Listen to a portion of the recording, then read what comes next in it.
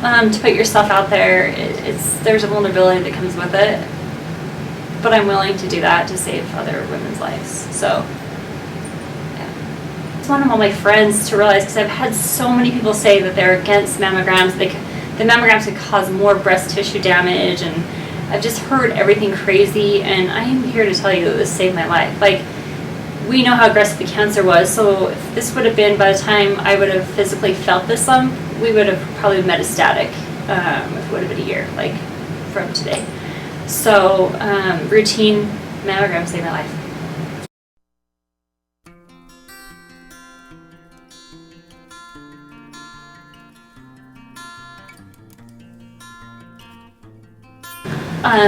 When I put it out on social media, that was my whole purpose of sharing this whole journey, is because of the fact that I want a lot of my friends to go get mammograms, and they have. I've actually had probably 15 different friends message me and say that they had scheduled. So, and that was my point of honestly sharing this, because it's hard to share.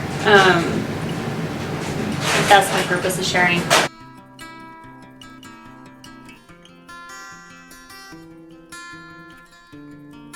It takes, if you have time to go get your hair cut and colored, my mom's a hairdresser, you have time to go get a mammogram. Utah's the second lowest in the nation for mammogram screenings. Dr. Tittenser told me that, and I was just like, that is so sad, because that means by the time most women are probably getting to the point where they're seeing a doctor, it's probably already metastasized, and it's like, you know, like where they would have just gone in yearly. Because I have women that are in treatment with me right now that, like, a year ago their mammogram was clear, and here they are a year later and they have a 2-inch tumor. They're shrinking out chemo before they can even do mastectomy. So that's the reality of breast cancer. It's like, I mean, that's why yearly breast exams are just really important. I just want to make sure that people do take care of them.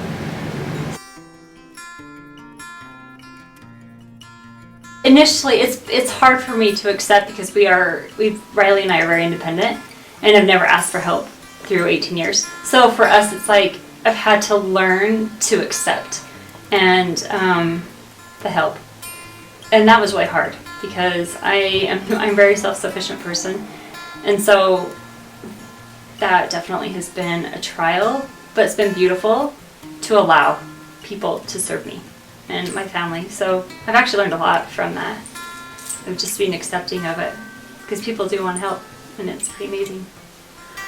I guess I didn't realize how many people that I haven't had in my life for years and stuff like that, but how many people still really care for me. Like, that was been something that I didn't even know my outreach of people I've touched, you know, until I went through this. So it's probably accepting of that too, that I am loved by a lot of people. It's pretty amazing. The questions can become very, like, overwhelming when you're going through this, and so like, people will just drop me off like something carrying like a pillowcase, like the silk for my head, or hats, or I don't know, just little acts of kindness without pressure, I guess. Because when people ask, let me know if I can do something for you, it actually puts some pressure on the patient, and then you feel like, oh my gosh, like, you know, because then you feel like you have to tell them what you need.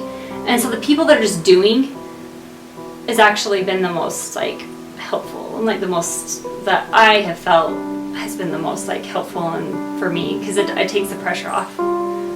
So going through it, yeah, I mean, I always feel like whenever I go through something harder, because I've had other things in the past, but I feel like how you grow, like, on a, like, spiritual, emotional level, is something that, like, I wouldn't get to where I'm at had I not experienced this. So I am a strong person, and I always kind of knew it, because I pushed myself and I always have in my life, but now I really know that, like, I can do hard things. for me, I think that I just want the fact that breast cancer is such an emotional thing, you know, like you go through, like, it goes fast too, so you don't really have time to wrap your head around what's happening. I mean, you have them amputated. What is the thing you're most afraid of? Wow, they're making me cry. I guess not being here to see my kids.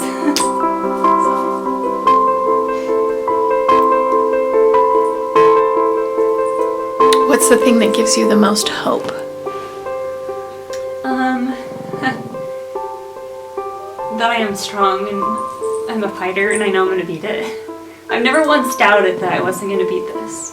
So that's why everyone's like, you're so strong, you're so this. And sometimes I'm like, but I'm not always. But for the most part, I am a fighter and I'm not going to it's not going to beat me. Really, I know it won't.